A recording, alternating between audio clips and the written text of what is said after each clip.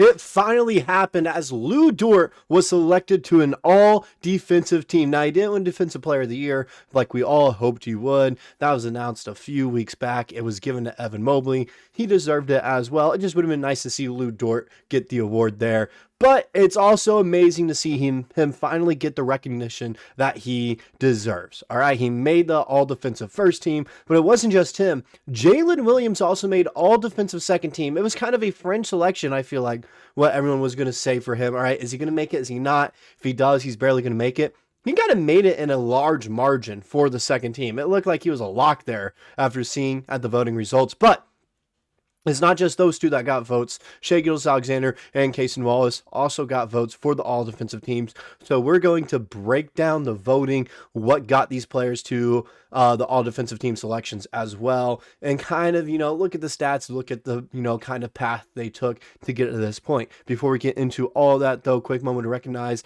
that around 9.7% of you guys are not yet subscribed to this channel, or not yet, don't have that bell notification turned on. Sorry, mucus there. That's 316 of you guys that have that bell notification on out of the almost 3,300 that we have here now. So if you guys don't want to miss a single minute of the action here on Thunder Digest, go ahead, hit that subscribe button, hit that bell notification button as well, especially as the all NBA teams are announced tomorrow, so you guys can see who made it and why they made it as well, especially for a guy like Jalen Williams, who's a fringe one. So with that out of the way, let's go ahead and get into talking about Lu Dort and Jalen Williams here. So as you can see right here, boom, these are the all NBA, all defensive first team members. All right, you have Dyson Daniels, like no doubt about that. Lu Dort, okay. Draymond Green, who I have my thoughts about, I don't think he should have been all defensive first team. I think he just kind of hyped his way up into a Defensive Player of the Year finalist and then onto the first team. I felt like he wasn't a top 5 defender in the league. Evan Mobley, and then Amen Thompson, well-deserved for all those guys, besides, I think, Draymond Green, who I think should have been a second team member, all right? But Lu Dort, I mean, just speaking on him, okay? If you know the path he took, he was an undrafted rookie out of Arizona State. He came on and immediately made an impact for Oklahoma City, and everyone could kind of see this kid has potential. Everyone saw it, all right? He has potential to be a great 3-and-D player. And then it really shined in the bubble when he was guarding James Harden. That's when it really came out there of him, shutting down James Harden for a lot in that series, guarding LeBron James well in the bubble when LeBron was at his, about to leave his peak, leave his prime a little bit. So you could see, hey, the potential to be a Defensive Player of the Year is here in Lu Dort. The Thunder found someone good, especially as an undrafted rookie. He's also only the 8th undrafted player ever to be on an all-defensive team. So he joined some good company there. It's just, this is well-deserved. And this has been kind of in the making for years now. Everyone felt like he should have been in an all-defensive team the past 2 or 3 years.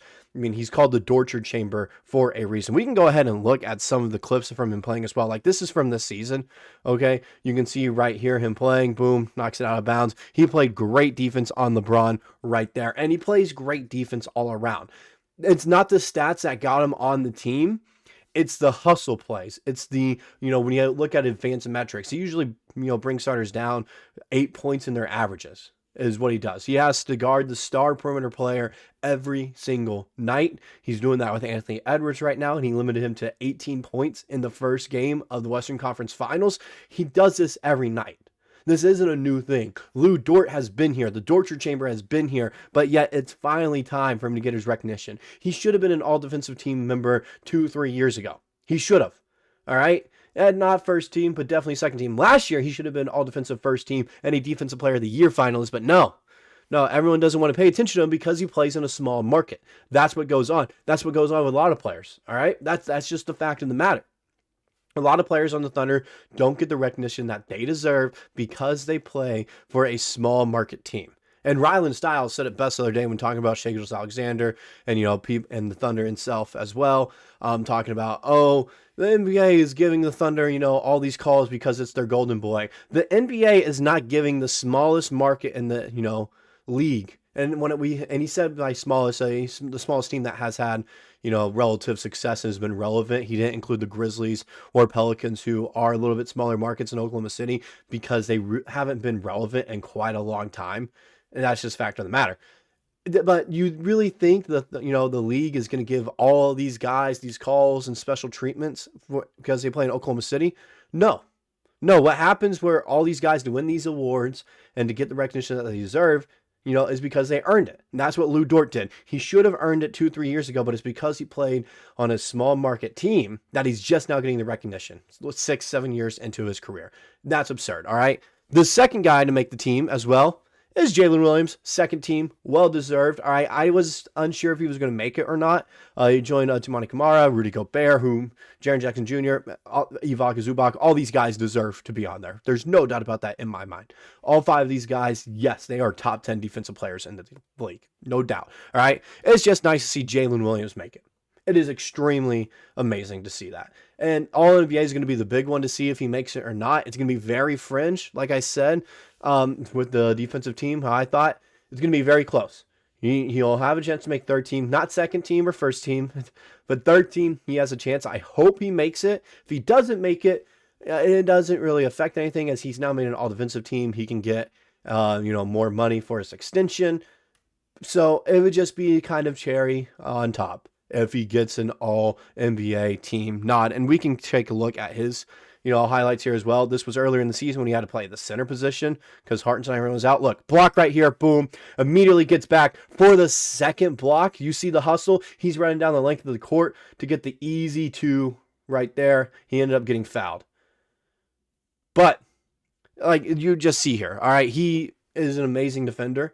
He has versatility. I think that's what won him the second team nods right there. The versatility is insane for Jalen Williams. The fact he had to play as a starting center for 6 games and the team had a 3-3 record with him there shows, hey, he doesn't just guard a 1-3 position. He guards 1-5 and does it well. When he has to be the lone rim protector down low, he holds his ground. We saw it in that clip right there. All right.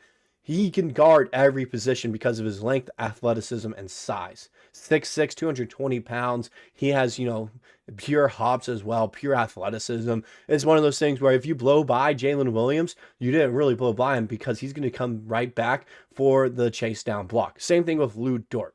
All right, Lu Dort can't guard 1-5. I'll go in and say that he can't really guard centers because he's only 6'4", 6'3". At some point, size does matter. Your height does matter there. Jalen Williams, he's tall enough where he can hold his ground against centers and even lock them down from time to time. I think that's the thing that won Jalen Williams this all defensive team nod. We can also take a look at the voting. All right. Right here, Evan Mobley, 99 first team votes, only 1 second place vote. I thought he should have been unanimous, especially as the defensive player of the year. He should have been unanimous. All right. But look at here, Lu Dort, he actually received more votes to be on a defensive team than Draymond Green, and Draymond Green finished 3rd in defensive player of the year voting. That's kind of crazy right there. That Draymond Green finished 3rd, but in defensive player of the year voting, but he finished 4th with total points for defensive teams. So maybe, he did lie to his way to get to this spot. Lu Dort, though, he received a vote to make a team by everyone besides one person. Whoever that one person is, please, please, please watch the games. Then we go down, boom, boom, boom. Jalen Williams, he finished 8th place for the votes. So, like I said, it wasn't like it was a close thing right there.